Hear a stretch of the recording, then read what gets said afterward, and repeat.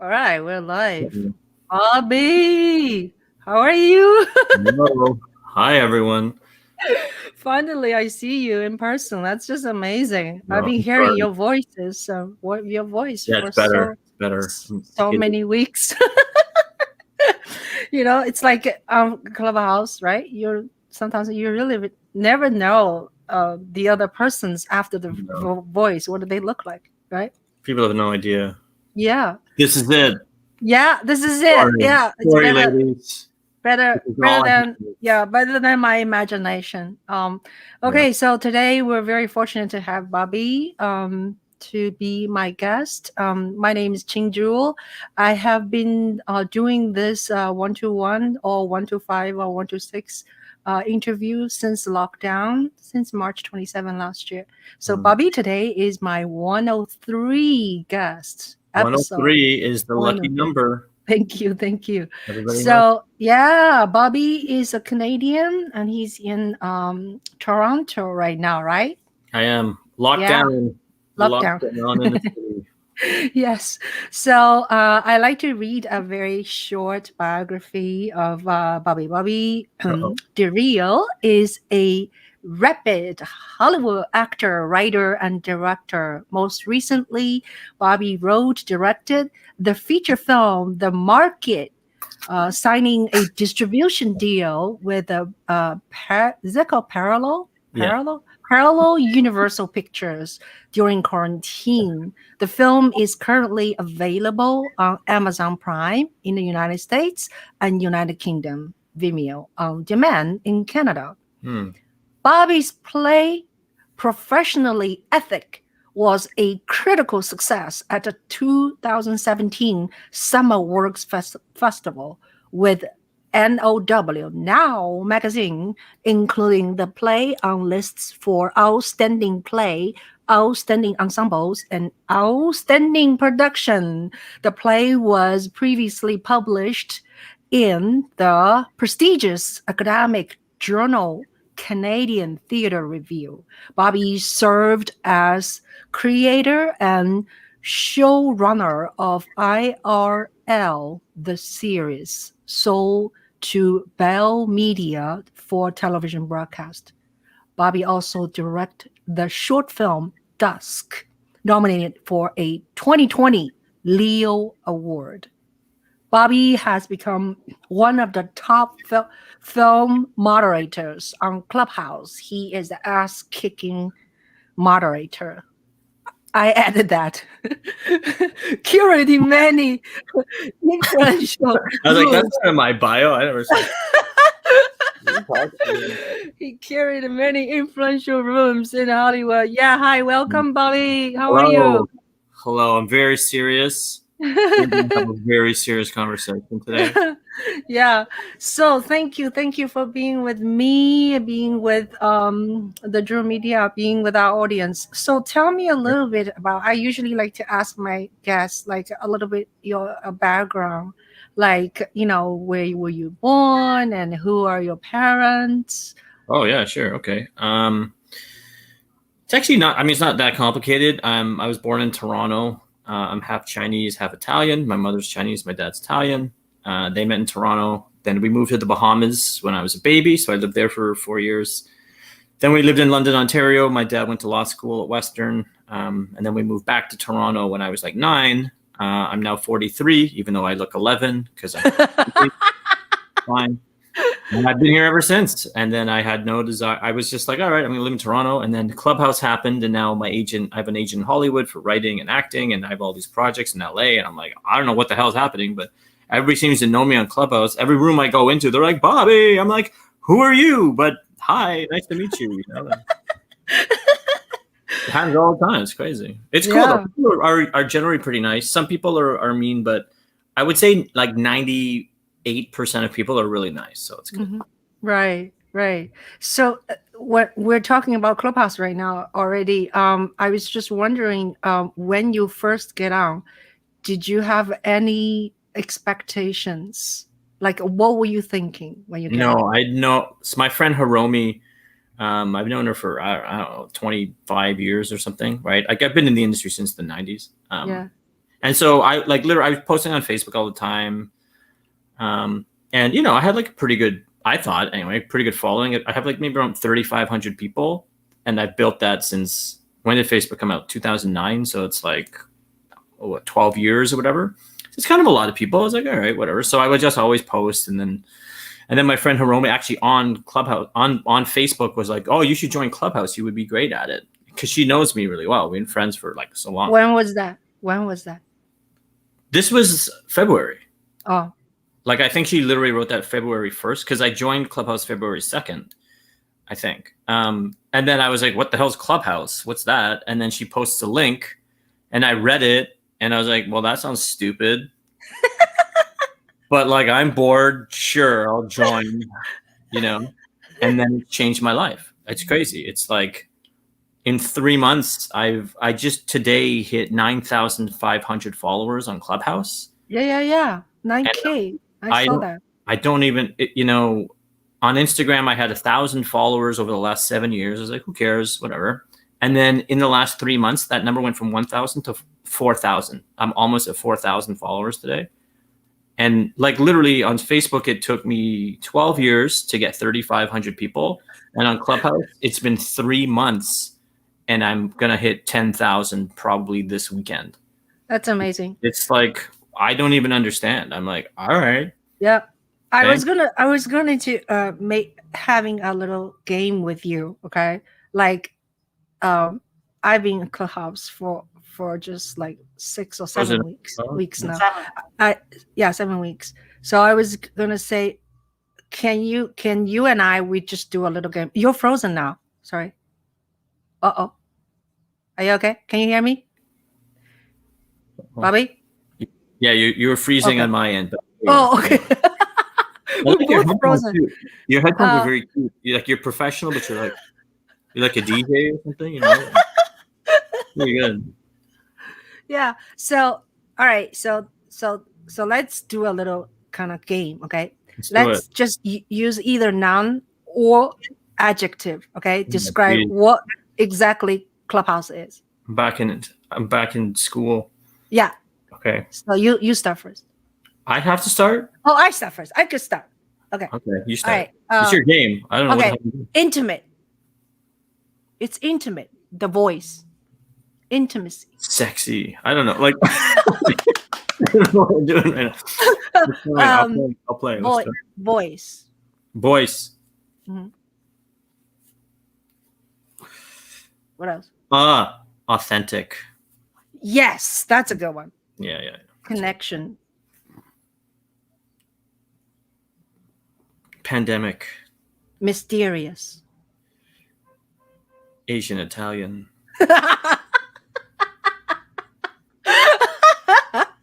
Not be able to see each other. Yeah. Thank you. Unseen. Yeah. But anyway, it's really crazy. Yeah. So you so many great things happen to you. So let's talk about great things already happened to you. 2016, your film, The Market. Yeah. You directed, you wrote. So tell us a little bit about that film.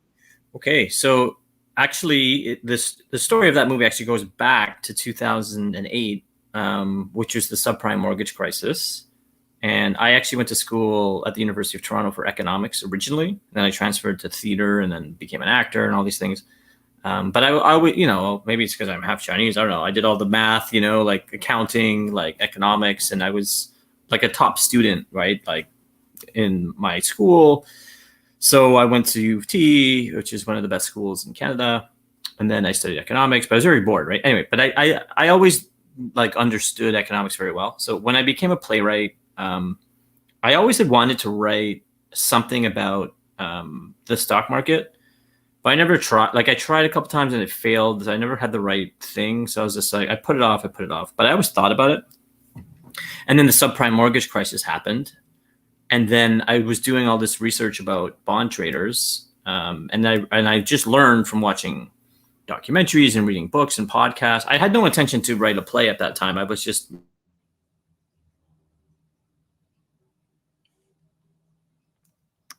okay. Frozen. Bobby, can you hear me? Yeah. Could you hear me that whole time? No, we just the last, say, 20 seconds. It was, you say you have no intention, you said. Okay, so I had no intention of writing anything about the bond market, or the stock market or anything, right? But then the subprime mortgage crisis made me realize that, these bond traders are kind of like modern day gangsters. And then I had an idea, what if they actually were gangsters? And then I wrote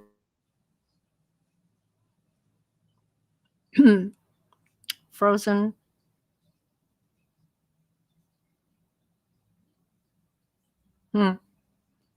Well, I think Bobby's end is a little bit, internet's a little bit weak. Bobby, I'm going to take you out and then put you back in, okay? Just to see if that helps, okay? I take you out and then I put you back in. Yeah, that's okay. Yeah, I took you out and then you put back in. Sometimes it helps. Okay. Oh, by the way, on your computer, do you have a lot of things open? Like if you're using computer right now, close all these things you're not using. Okay, I'll do that. Yeah, sometimes that helps. Okay. Okay. Okay, so anyway, I wrote this play because I kept reading about bond traders, and then I realized that they're kind of like gangsters. So then I wrote a play where they were actual gangsters, and then the play did really well. All these people said it should be a movie, and I didn't know how to do that. And then it took me years to figure out how to do it, and then I made it, and then it took another few years to get a distribution deal. So luckily or unluckily, the world fell into another, sort of giant economic recession. Mm-hmm. And then all of a sudden my movie that's about, the economy collapsing seemed very relevant, and I got a distribution deal. Mm. Yeah. That's wonderful. Yeah. Should we see the trailer? Yeah. I have it. Can you Yeah, I have it. Okay. Let me go in there. Watch this, everyone. Yay! That's the market trailer. It's on right now. It's on Amazon Prime rental, right? Amazon. You have to pay a small fee to see it. Okay, so here we go. Let me make it to a big size. This is the trailer of The Market, the feature film written and directed by Bobby. Ooh, wait. First day? I'm Ewan. Did they ever teach you how to short the market? They did not. You're a long ways from Harvard, Ewan. Boom. Cash in. Sell out. Hide the money. Ewan got us some software. You got control of, all the bonds on the market with this. You're with us, you become one of the richest men in the world. Clint gets to people. That's what Clint does. That's who Clint is. You're against us. You're dead. Let's fight! Let's fight! You're jumping. I don't get jumping.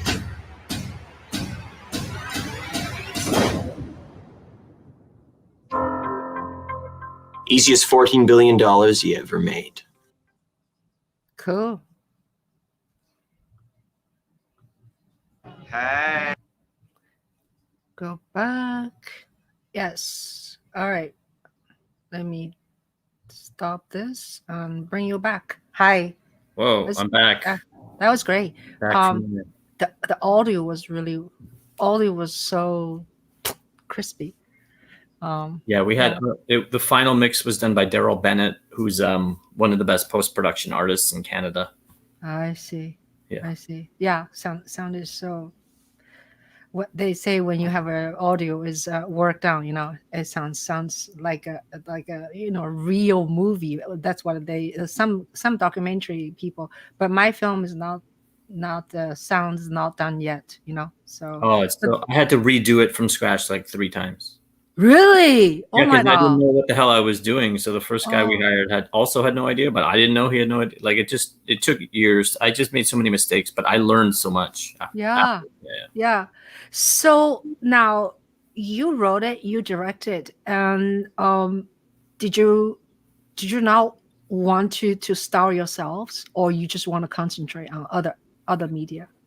Yeah, I mean, there wasn't really. I mean, I guess I could have played a role, but because the play was really good. I had people saying it was one of the best plays in Toronto in years, which was and they're very like respected playwrights, and so I was like, oh, like I knew people liked it. So the two leads, Kyle McDonald and Julian Dezadi, they were so good that I never even considered replacing them. I mean, they were so good, and they carry the whole movie. So I could have played one of the other roles, I guess. But for me, I already knew that I'd never made a film before.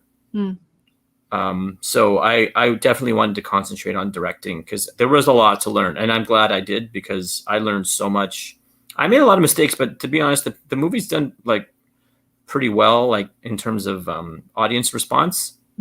Like I've gotten a lot of jobs from it, and I keep getting more interviews from it. So I know I did something right, but I think if I was acting in it too, I would have missed a lot of things. Yeah. So tell me a little bit how this acting career started. Like you went to school for economics in the college, but was the acting already happened before, or then simultaneously you always carry that?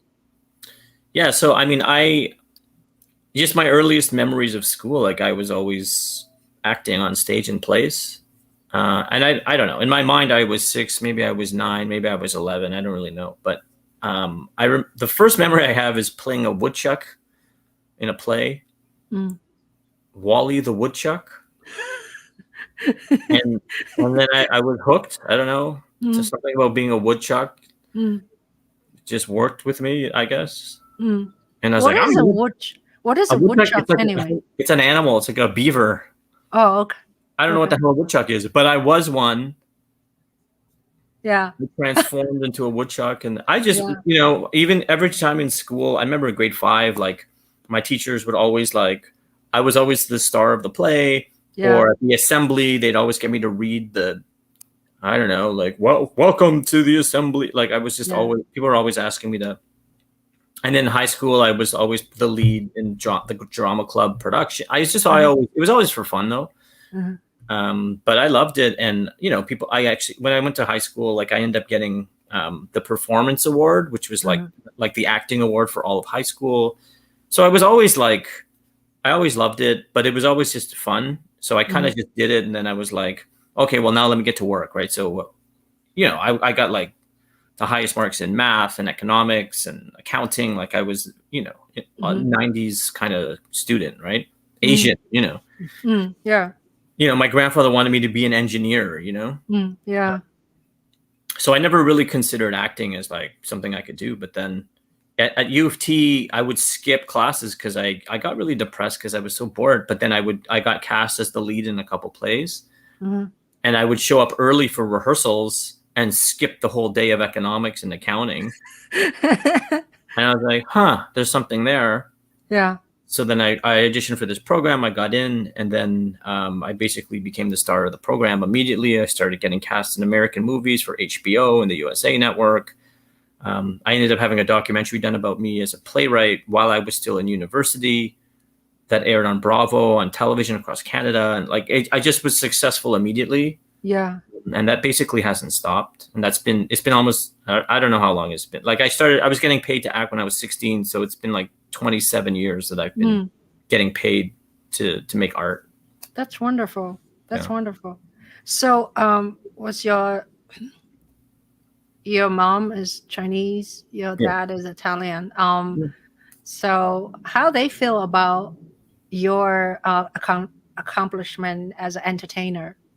Like, do they still wish you would be a doctor or scientist or whatever? I actually thought when I made, because it's a big decision, as you can imagine, going from economics, like pretty, like kind of a guaranteed, secure, stable life, to acting, which there was no artists in my family. Although now it's funny, after me, all my cousins are artists now, but there was nobody. So I never had anybody in any family that I looked up to, or I just had to do it. And I thought it was going to be a big deal. But to be honest, my parents were pretty cool about it. And my mother was like, oh, I thought that's what you were going to study originally. And I was like, you're telling me now? You couldn't have told me a year ago? Yeah. Yeah. Yeah. So may I ask, like, are you the only child? No, I have one brother, a younger brother. Okay. Oh, Actually, okay. my brother he was actually a television star too. He was like a child star. Oh, really? Wow. Wow. So, now I have a question about your writing, and you're a script writer, and you wrote a lot of things. And I understand you write really fast. How does someone write so fast? Is it because you're just good at that, or when you were younger you read a lot? Like, where is this writing thing come from? It's both of those things. So yeah, like I don't know. I'm just taking my mother's word for it, but apparently when I was a child, I was like the first one to read in my class. So I was a voracious reader. I don't know, kindergarten or whatever the hell it was. I was always an advanced reader relative to my classmates. And I guess that never stopped. So I don't know. I just, so it's, I don't know. I'm not in a competition or anything, but when I write, I just, like I wrote the script to The Market took me 5 days as a play. And then when I adapted the screenplay, it's like 99% the same. I think I added a couple of dialogue scenes just to make it a little more visually interesting. But like I sort of like famously or infamously can write like an original draft of a feature screenplay in 24 hours. Now usually I'll do a draft and then it will take me sometimes months or years even to finish the screenplay, because you get rewrites. But for me, I always think, well, let me get the draft out as soon as I can, because that's the hardest thing, is to finish it. Because once you have a draft, and now I'm a professional screenwriter, so you get paid to write screenplays. And so you're just constantly rewriting. So for me, I was like, well, let me at least have a draft done, because I know I'm going to get notes. So now I can deliver quickly, and then we can work together to finish it to your specifications. Yeah.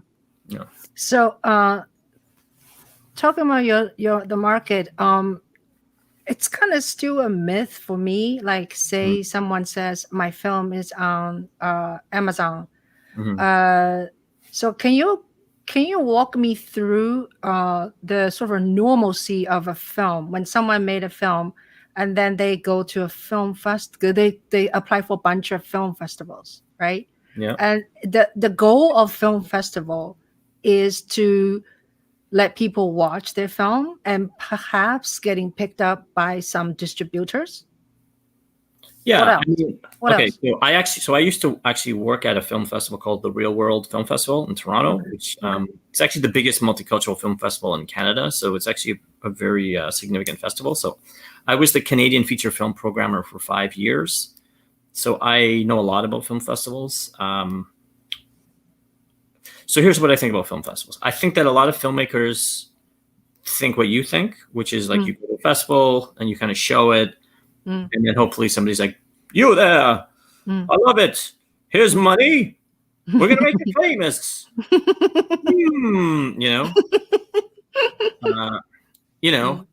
But I think. Oh, I lost you. Oh, no. Yeah. That's okay. Yeah, but, just a little moment. Yeah, that's okay. I think that's what most like new filmmakers think. I think people, like more experienced filmmakers, I think, yes, those things are true, but film festivals more a step. And I do think the major benefit of film festivals is networking. It's like who you meet. That's why I actually think Clubhouse, not that it replaces film festivals, but I think that it's an adequate substitute for the true value of film festivals, which is the networking, because you can meet a lot of people on Clubhouse. And that's, for me, the number one reason to go to a film festival. So that's why now there's been all these online film festivals, which is cool. Like, people can watch the festival, you get some marketing, but then you lose the best part of film festivals, which is all the people you meet, right? So that's why I think Clubhouse is like so prominent in the film space, because it's like we're all networking all the time with each other, right? Right. So what is the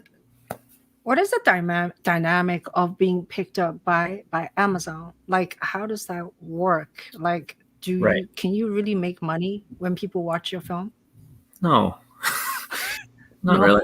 I mean, so look, it depends, right? Put it this way. Uh-huh. Uh-huh. Not everything is equal on Amazon, right? So it's not like Amazon like paid me all this money to make my movie. So that went through my distributor. So they basically they liked my film. We signed a contract, and then they just, they had certain platforms that they felt was best for the movie. Most dominantly Amazon Prime in the US and the UK. Mm-hmm. In Canada, we're on Vimeo on demand. And then they have their certain marketing channels. So we got a nice little article announcing our movie in Playback, which is like the Hollywood Reporter of Canada. So I got a nice little mention in there when we released our film through the distribution deal. But it's super indie. And again, I'm not a distributor. I do think that there's different ways to get your film on different platforms. But generally, like at the independent level, it's extremely difficult to make money. There are some distributors, I think, that are better than others. But for the most part, when you get a distribution deal and you don't have stars, you're not going to make a lot of money at all. But the real value of it is if you make your film, you get it out there. Like, so now I'm a rep. I have a screenwriting agent in Hollywood, and I've already been offered like a number of contracts. And I've been turning stuff down, to be honest, because I have so many opportunities that it's about, well, what's the best thing for me for the next big project in my career? And plus, I think I've gotten 9 interview requests in the last 2 weeks. Some Wow. from some major outlets, and it's like people around the world. So I'm just kind of like riding the wave and seeing what comes my way. I have meetings set up with the top producers in the world, and I'm just seeing what makes sense for my next project. Yeah, that's wonderful. Congratulations. Yeah, Yes. but so that's the value of a film, right? Is that especially as like an independent film, like you're not gonna make money, but nobody knew who I was as a filmmaker before that movie, and now I've built up like a pretty strong following as a filmmaker. Yeah. And I really only have the one film. Like I've made a bunch of shorts, and I did make a web series that we sold to television. But it's really this movie is what, when people think of me as a screenwriter, it's because of this one movie. Yeah. Sometimes you just need a one break.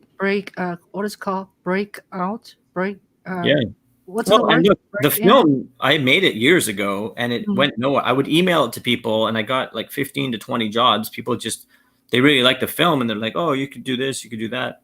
But film festivals wouldn't screen it in North America because the language is disgusting. But it's disgusting on purpose, right? Because it's an accurate analysis of the way that these guys think and talk. Yeah. And then plus it's elevated because it's the gangster genre. But for whatever reason, nobody wanted to screen it. Yeah. So I really felt like a failure, even though I kept emailing it to people, and they were like, I love your movie, man. You're so down. And I would get jobs. So I was like, all right, I'll just use it as like a writing sample, essentially. And then I don't know, but people kept liking it and liking it years. And then so Rebecca Heron, who's a friend of mine, so she was one of the principals at Parallel Universe. So we were talking about another project that she was potentially going to produce, and we were having a conversation about this other project. And then I mentioned that I was going to take my movie and put it on YouTube. I was just going to put it on YouTube. I had actually cut it into 10 webisodes, and I was going to release it as a web series. Also because I'd had like a pretty good following for creating IRL, the series, which is this web series about social media. So I was like, well, people at least know, about my work. As a web series, so I'll just release it there. And then while I was on the conversation, I was just letting her. It was like I was in business, and we were just talking as friends. And then she goes, "Oh, well, that sounds interesting. I have a film distribution company, right?" And I was like, "Who you?" Bingo.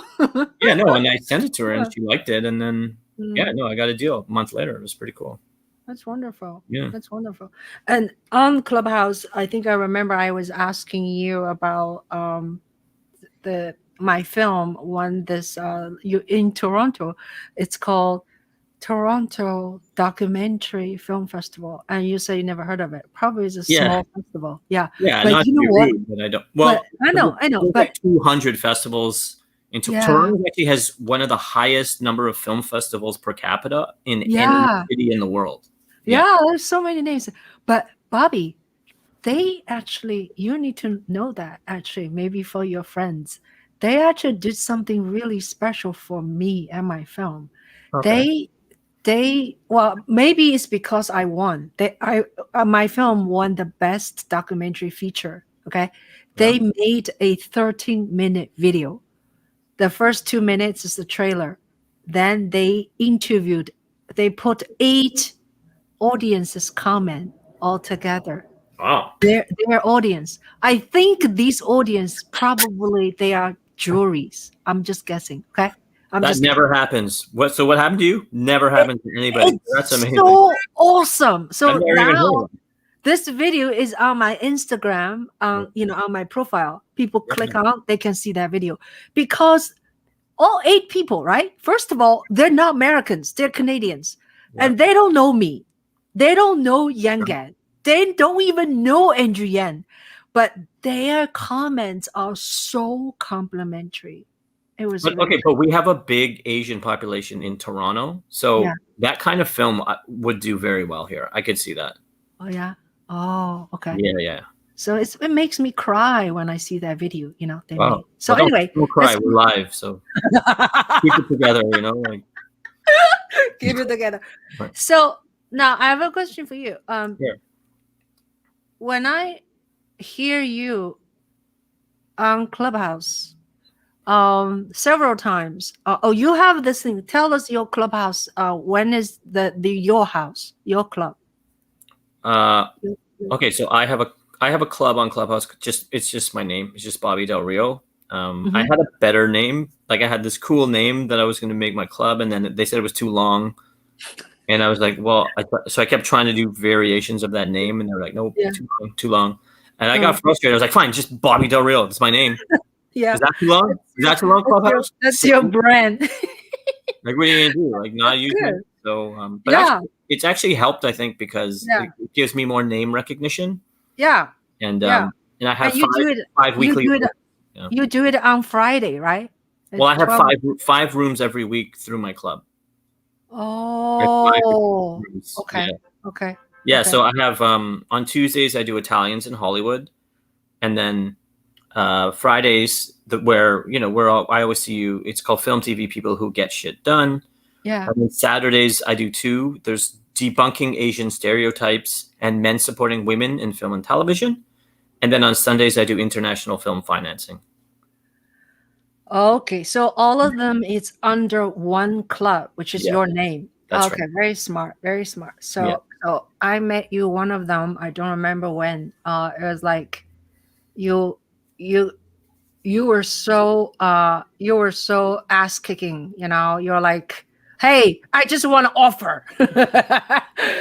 So no pitching. Yeah. No bio. So what's the idea of that? That's a little bit harsh, though. It can be, but it can also be great. It's funny because some people are like, what the hell, man? But then some people love it because it's very subversive, right? Like, to be honest, like it was a pop-up room that I did like 2 months ago. I was bored and I would just try different rooms, and I just called it, I don't know, Film TV People Who Get Shit Done. And then the room ended up going for 10.5 hours. It's crazy. And I was like, what? And I ended up getting an extra 900 followers in one day, in one room. Wow. And I was like, what? And so I didn't even know what the hell I was doing. And then I was trying to figure out what the hell they should do because there's all these people. And then I just kind of came up with this. Like, literally, it was just that. It was like, okay, well, just make your offer. You're not allowed to pitch. Like, I was just making it up. And then everybody loved it. Yeah. And then I was like, okay, we'll just do that again every Friday. And now people love it. I was like, all right. Yeah. No, it's because you said that. So I made my offer. So now I'm with you. So, right? Yeah. Because I made it 2 offers, Well, and so since then it's evolved. So it's actually a very unique format where there's other rooms where you can I don't know, there's all these different names, and they're like, you can give and a take, like an offer and an ask and all these things. But Yeah. for mine, there's not. And it's it's a little bit, as you say, intense. It's sort of like an intense game show where you're only allowed to offer. Yeah. And if you say anything that's not an offer, I stop you from talking. Yeah. And so I've gone into other rooms with people I don't know. Yeah. And they're like, hey, Bobby, what's your offer? What's your offer, Bobby? I'm like, Yeah. but you know, whatever. It's kind of like, Yeah. for me, it's kind of fun, but some people get very, very angry. Mm-hmm. So I try to like soften it. I'm like, hey, it's okay if your offer doesn't work out, because some people are very like, Did they report you? They report you. I don't know. I'm like- still there, so it didn't work. You know, like. That's funny. Yeah. Yeah, no, it's very very different, you know, and I think it makes people think. Also, it's a good thing. Like people in general like to talk about themselves in on Clubhouse, right? It's their turn. They wanted to shine, and they want to sell. You know, it's like, hey, give me something for free. Is this free? You know, it's funny. That room is really interesting. I've had so many lovely messages. Some people cry because they realize they've been selfish their whole lives, and then this room where everyone's giving, they can't believe it. Like it's crazy. Some of the reactions that I get, like it's pretty cool. Yeah. That's wonderful. So, tell me a little bit, if you would give advice to someone is like 18 or 19 years old, who wants to be an actor or writer or whatever you're doing right now. Like, what is your advice? Don't do it. Stay in economics. Get a real job. You hippie. Well, then who's paying the bills? I'm paying the bills. So if you're going to live in my house, you follow my rules. Then get out. Okay, I've lost my mind. I'm sorry. Okay, here's what I would say. Get on Clubhouse and work that app, because like I say, today I hit 9.5K, 9,500 followers. I don't buy followers. It's very real and organic. They're all real human beings. And I did that in 3 months. And on Facebook, it's like 12 years to get 1/3 of that. So I'm just like, man, like if this keeps up, because I really don't know what to expect, but I'm like, the number of people you can meet in that app, I've never seen anything like it in my life. There's certain people that, you know, like they get hundreds of thousands of people on Instagram or whatever. I've never been one of those people. I don't know how the hell anyone's done that. I do think most of them just buy it, but maybe they don't. I don't know. But Clubhouse is a very different format. But for a filmmaker, oh my God, like you can just meet so many people around the world so quickly. Like, how does that not help you? Like, I have meetings set up with the top film producers in the world. Like literally, like they hear me speak and then we just message and it's like, let's talk on Thursday. And I'm like, okay. Like I was already offered a 2-picture deal from a Hollywood producer, from somebody I met on the app. And then my Hollywood agent who I met on the app negotiated it. And we may have to turn it down because I have so many opportunities that it has to be the right fit. But this is just from the app. I mean, obviously I have skills and I've been doing it for a long time. But if it wasn't for the app, like I wouldn't have met them. Like how the hell would I meet them? Right. I live in Toronto. Right. There would have been no way, you know? Right. So. Pretty amazing. Yeah. It's like you never know what's going to happen, right? No one predicted this. And so why is that, say I have close friend, 30 close friends, maybe only 5 people are actively using Clubhouse? Look, so I'm trying to be clear without being rude, right? So in Canada, there's a lot of people on the app. I mean, there's very few people who have the profile I have on Clubhouse for anyone, right? But especially in Canada, like I have friends who have way better careers than I do, and they have like 500 friends on Clubhouse, and they've been there the same amount of time I have, and I have 9,500. I get like 100 new followers a day, right? So why? I don't know. You know what I mean? I just think some people, I don't know, like if it's an audio only app, right? So I'm very comfortable speaking publicly because I'm an actor as well, and I can be funny and I can be smart and I have all this experience. So I speak in all these different rooms and I spend a lot of time on the app. I think some people don't believe it, or it's weird, or they don't like. It's just like anything, right? Like everything is what you make it in life. And so for me, I just jump in with 2 feet and I see what happens. But not everybody wants to do that. Right. Because one friend of mine says she doesn't really like, social media very much anyway. So yeah. So Cool, but it's changed my whole life. It's like but I think what you did was very smart. You have one club, then you have many rooms. That's a very, because I right now a lot of people do that though. really, because I right now have 4 clubs. Oh no, I would do the opposite. It's better to have one club and more rooms, because then every room is promoting that one club. Okay. But look, maybe you have a different formula. That's what I would do. Yeah. Right.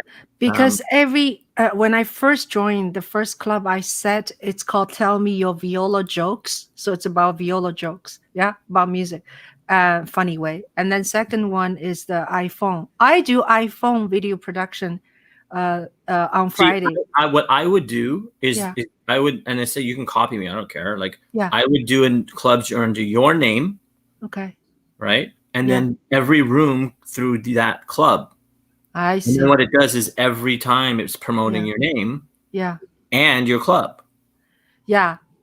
But what happened? I cannot move all the people on the iPhone video production to my new one, right? No. So I have that's to rebuild. It might be too late to. Yeah, because I have like a close to 500 members.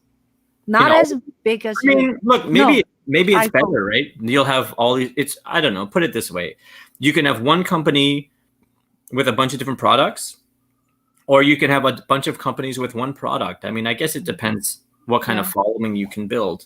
Right. There's no rule, but for me, it's way easier to manage one club and several rooms. Yeah. Because your name is your name. Then you can have different theme. It's like your main theme is you, and then you can do whatever the hell you want to talk about. But it's all from you. I think it's a very good strategy actually. Whether you plan this out or not, So, should we play our audience a reel of you, the old film? Sure, whatever you want.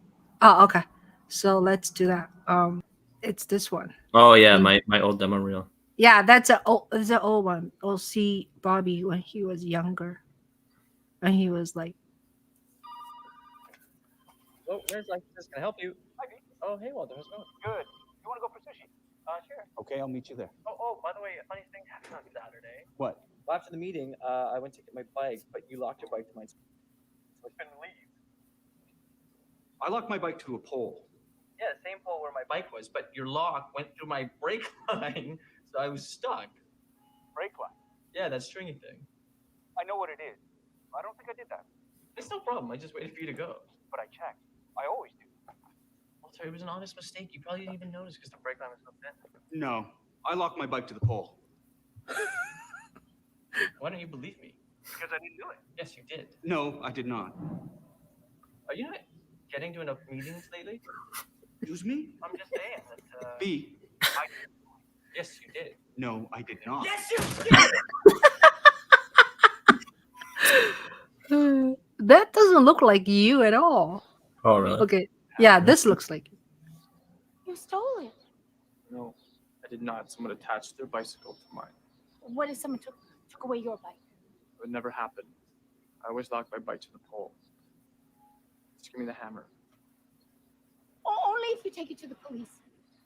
I can't go anywhere or do anything until I free my bicycle. No policeman, no hammer. No! Oh, hey, what are you doing? Ah! Ow! You're my bike! Don't yell! You are an alcoholic bicycle thief! Alcoholic. I'm so ashamed. Mom, I'm sorry.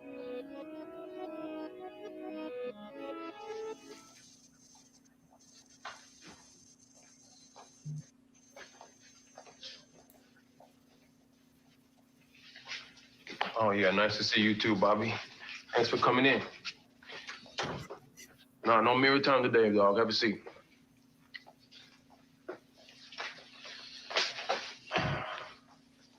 No, you didn't just put your feet on my table. Take them down. Thank you. We're being all nice to you. You know what I mean? Getting you a change of clothes. That's not my stuff. Oh, come on, man. You don't recognize this? This is a styling outfit you had on when we first met. We're gonna send this down to forensics. You have any idea what they're gonna find? Gunshot residue. Work with me, Bobby. Do you remember this, Bobby? You used it to kill Alan Rotier's and Diva Jordan. Remember that? Not my gun. Isn't that strange? Didn't we just find this gun in his house? Yes, we did. Won't his prints be all over it? And you know how we know that? Because Adele gave you up. When it came time to choose, he didn't pick you. Turns out he's taken a real interest in fatherhood.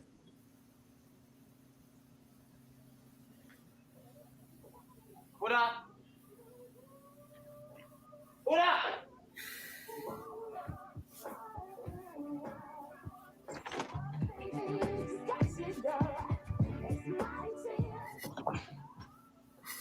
What up? Get your ass out here.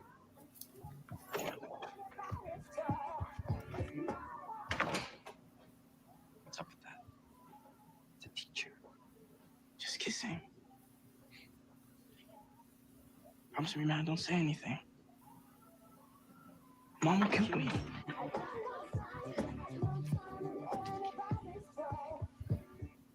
No one will ever replace him.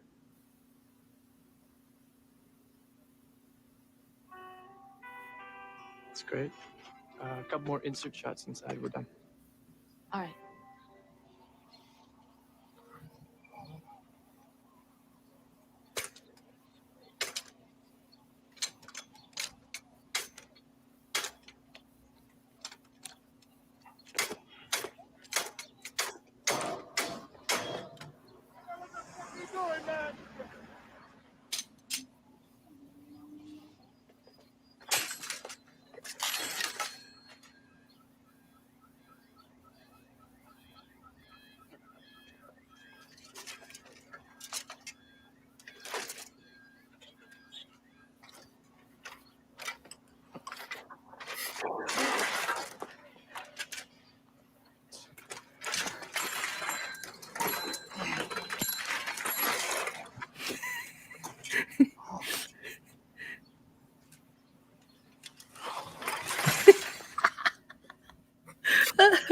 Did you hurt yourself?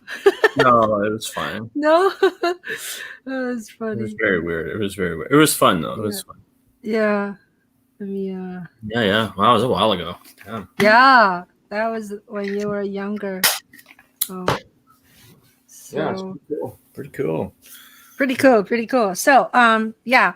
Now, any current I guess you have a lot of current project going on because Clubhouse brought you lots of connections, right? Sure. So Yeah. do you have any like a tangible things you're working on right now? Okay, put it this way. I am attached as a star of like 4 to 6 feature films in Canada. I am starting to like discard some of them because I have American opportunities coming. So I'm kind of like deciding which Canadian opportunities to keep, which American opportunities to take. But then there's I still live in Canada right now, although I have rep in Toronto and in LA. So it's really just making this transition because I really hadn't done much in the US market beyond I'd acted in some stuff and I had a couple of writing jobs in the US. But I'm shifting my entire career to the US right now. So I guess I don't know, right? Like I can kind of do whatever I want.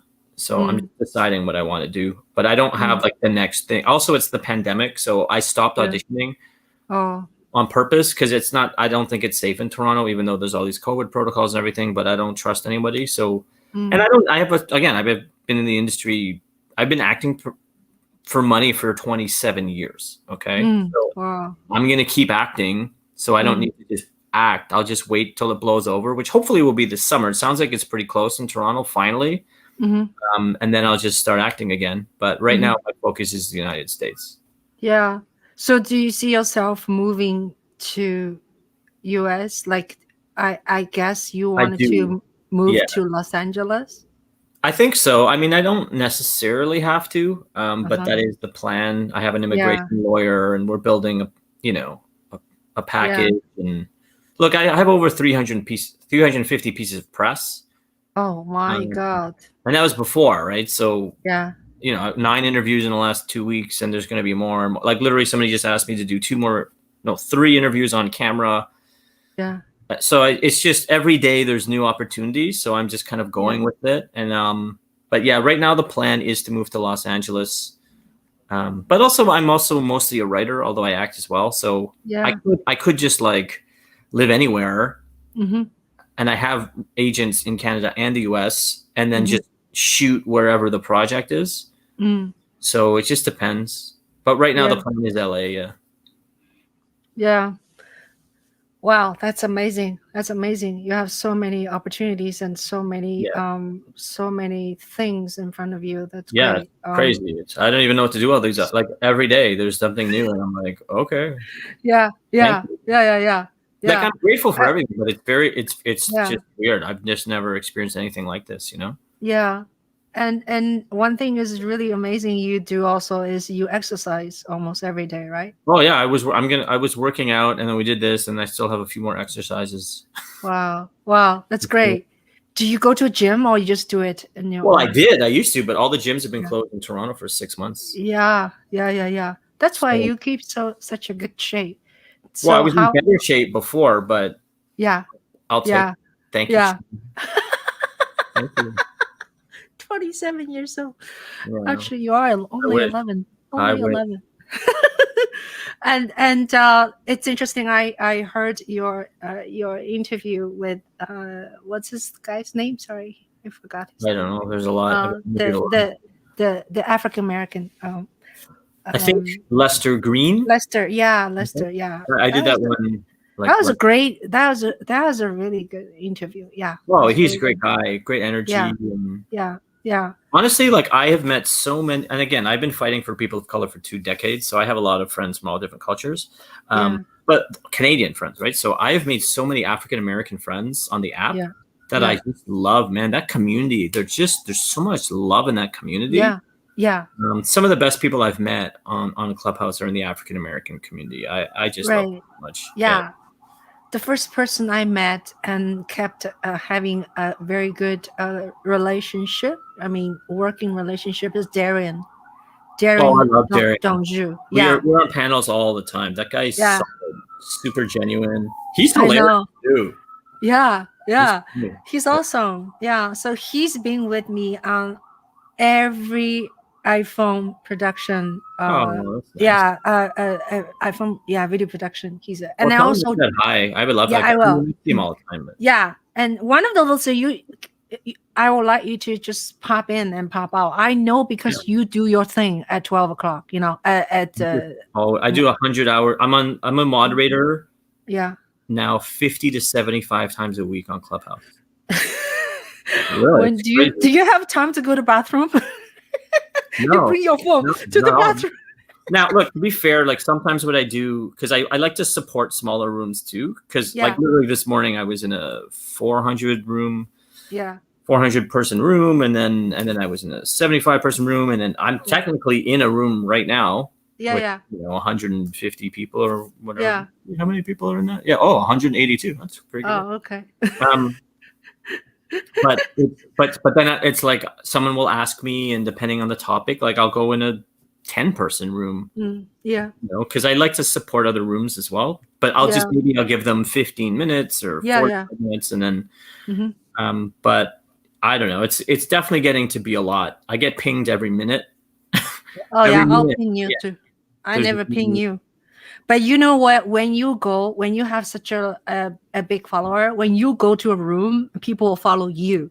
So Yeah. that room will have more people when you go in there. Yeah. Well, It's not like I crazy. go into a room and now there's a million people, but Uh-huh. like I'll go into a room and there's 30 people and then I'll go in it and then my friends will follow and then there's 75 people in that room in 10 minutes. And some of those rooms will get up to 150, 200. And it's not only because of me, but I do have a lot of influence. So as soon as I step into a room, then other people with influence follow me. And then that's the power of Clubhouse, right? Now you're officially an influencer. Yeah, I guess. I mean, I don't know. I just mean, you know what I mean? But yeah, officially you're an influencer. That's Right. wonderful. I That's don't know. wonderful. So, if you have a choice of a country other than United States you want to live, do you have other likings of want to explore Look, country-wise? if I have to be honest, like I have friends now in every major country in the world. I would love to live everywhere. I want to see my friends. Mhm. And also I Yeah. haven't traveled that much, like a little bit, but Yeah. it might be Yeah. cool to like live in all these different countries, you know? Hmm. Yeah. So, can I ask you a personal question? No. Don't you Okay, go. I changed my mind. Go for it. Do you see yourself being a father? Only if they catch me. Only if they find me. You'll never find me. I blocked you all. Yeah, I mean, look, potentially. So I'm 43 and I'm divorced, and to be honest, like, you know, like I'm sort of popular on the app, so you know, I do have some options. But You it's meet more. a lot of hotties. Yeah, well, I mean, you know, I'm 43. I'm not, you know, really chasing hotties or whatever. But so I do think at some point I'm going to find the right person and get married again. So it just depends because as you get older, depending on who the woman is, some people already have kids or some people don't want kids. So I am open, but if I don't become a father, like that's okay too. Like it's not really a deal breaker either way for me at this point. Yeah. Great, thank you. Yeah. So, let's see. Anything else we need to talk about? We talk about a lot about your film and play. Oh, tell me a little bit about your play, then we'll do the rapid fire. So, what is this play about? Professionally ethic. Well, okay, you'll appreciate it. Yeah. So it was a play, Professionally Ethnic, that I wrote in maybe 2004. I got a reading of it in 2006. I published it in 2009. And again, it's so funny, like the trajectory for a writer. I ended up getting my first production of it in 2017.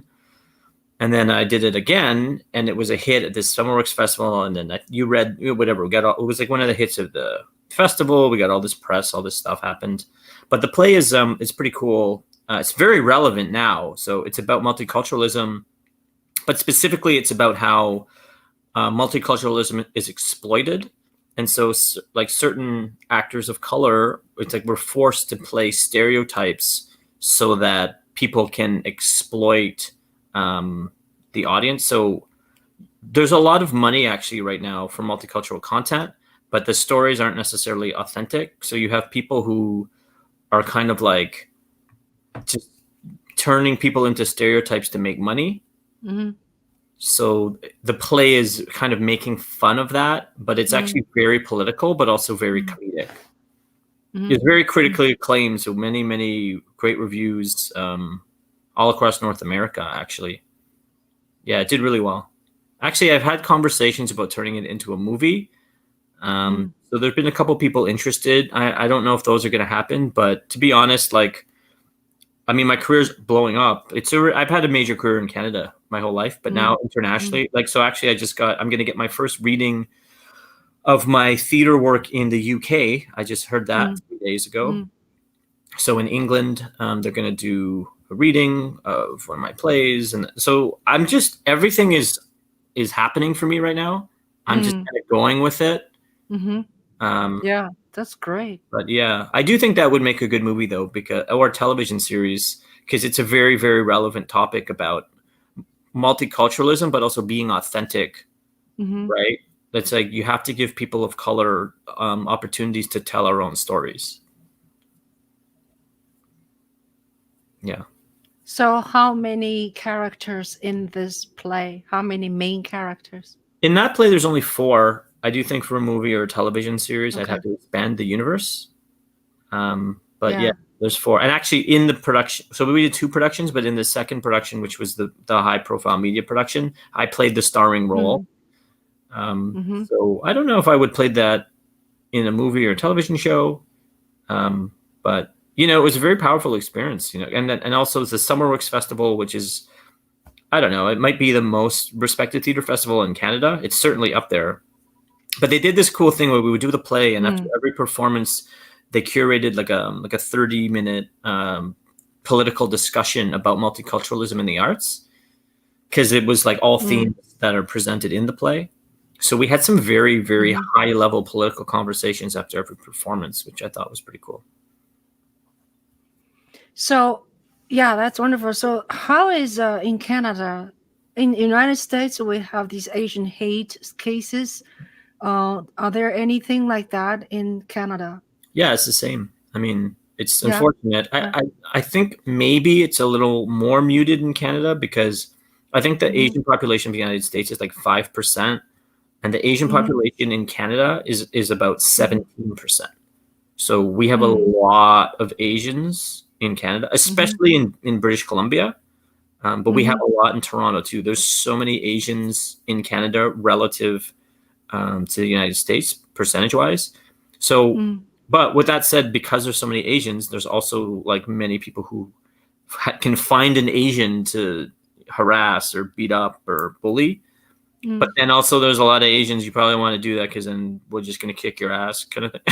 So you're kind of protected. But there's definitely a lot of stories. All my friends have stories about not necessarily being beaten up, but definitely like being spit on or insulted or intimidated. I don't have any stories, although not everybody knows I'm Asian. But people I think can tell I'm half, but they don't know. Right. But I'm also jacked, so I'll just kill you. Like, leave me alone, you know?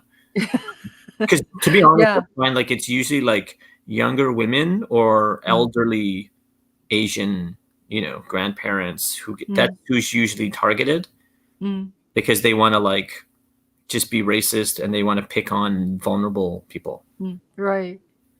So do you think why is in Canada you also have that? Because in United States, people start to hating Asian people because Donald Trump was bad mouthing, says like, you know, coronavirus is from China and China virus. So people start to really like hating Asian people. But so what the mentality in Canada, are they like follow US a lot politically? Oh, yeah. So this is something that the US doesn't understand about Canada is that Canadians consume American media voraciously. I see. Actually, Canadians very rarely support Canadian films or television shows or theater, even the news. The average Canadian knows nothing about Canadian politics and knows as much about American politics as Americans, if not more. Wow. Oh yeah, we're a dominant consumer of American culture. Well, even when they calculate box office for the US, like Hollywood, Canadian box office is included in domestic. Oh yeah. They will calculate Canada as part of the US because there's really no difference. Yeah. I mean, look, I created an anti-racism organization in 2003 called Include, which is integrating networks of cultures, learning and understanding diversity in entertainment. And really the goal is to bring us all together, which includes the white community, right? Like for me, it's all about all like racial harmony. Like let's all come together and work together and solve all these problems together as one. And so it's difficult because, you know, there's different cultures who have histories that it's hard for us to understand, I think, when we're not part of those communities. Right.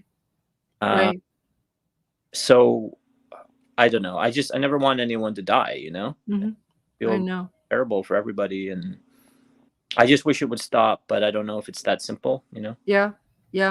It's too, rooted problem. You know, it's not something can be solved lightly.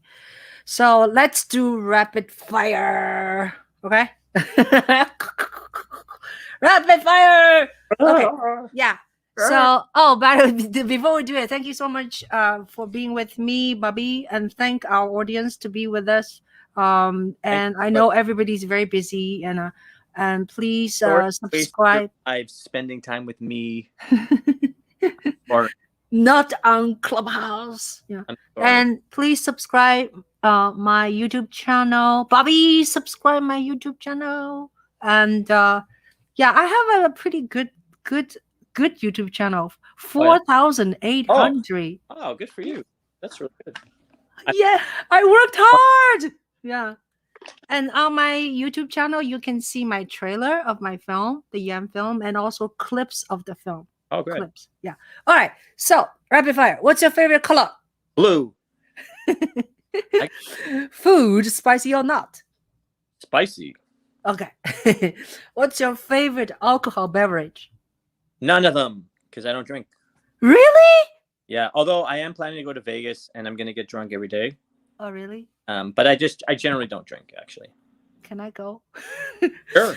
Yeah, I'm organizing a bunch of events. Yeah, I heard you say that. I want to go too. Bobby. Ching. Bobby.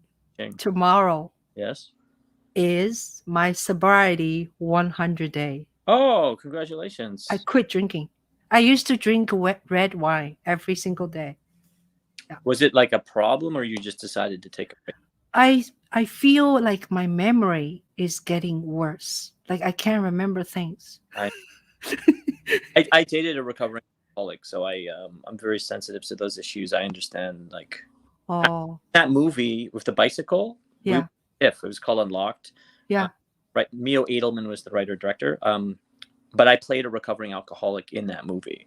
Yeah, that's why she said you're an alcoholic bike thief. Yeah, so I did a lot of research into alcoholism, and it's a very serious disease. You know, it's not a simple thing. Like, oh wow, I'm glad you don't drink. You know who else does not drink? Oh, Andrew Yang. I don't know about Andrew Yang. He says he drinks tea, but Donald Trump do not drink. He said he does not drink. Very surprising. If anyone drinks, Donald Trump. Yeah. So wait, anyone sober all the time? Yeah, he said that. Wow. I don't know. I don't know if it's true or not. You never know. Yeah. I have any credibility, so no. I believe that. Yeah, but I treat it like we're not doing rapid fire. I treat this stop drinking like a project, like seriously. Like although I walk by places, there's liquor store, sometimes I attempting, but I was like, I don't want to go back to day one, I want to keep going, so today is 99 days. So anyway, thank you dear. Okay, what is your music genre? I'll say rap and hip hop, because I breakdance, so that's why. Oh, awesome. I can still do it. 43, I can still. Yeah, I want to see it. Maybe not. You could do it on Clubhouse. Just kidding. I don't know. Just kidding. I can just. I'm breakdancing. Oh my god, I'm so. So what do you do for fun? To be honest, not much these days, because I'm in lockdown in Toronto. I'm on Clubhouse 100 hours a week, so I don't really leave my house. Oh, so, wow. Yeah, that's bad. Although I have a lot of fun on Clubhouse, so. Yeah. Still, physically, there's. Yeah, no. I think one needs space, but I'm not moving much either. Yeah, I'm guilty. What is what was I gonna ask you? Oh. If did I ask you that already? If you're not an entertainer or actor, what profession you would like to have? Wow, this is like the actor studio. You know what? I think I'd like to, and maybe it's cliche because of my movie, but I think I'd like to try being like a finance guy, like stockbroker, bond trader. I don't know if I could stay, because it just seems like that world is so crazy, but I feel like it would be fun for a while anyway. I'd like to try it. Wow. Oh, sorry. I saw someone. I saw this guy, Alan guy, say, my last name is Ghana Kasan Bobby. By the way, Okay, cool. are you sure? Do we know each other? Sri Lanka name pronounced Sri Lanka. Oh, Sri Lanka. Do you know him? I don't think so. Oh, okay. Are you from Clubhouse?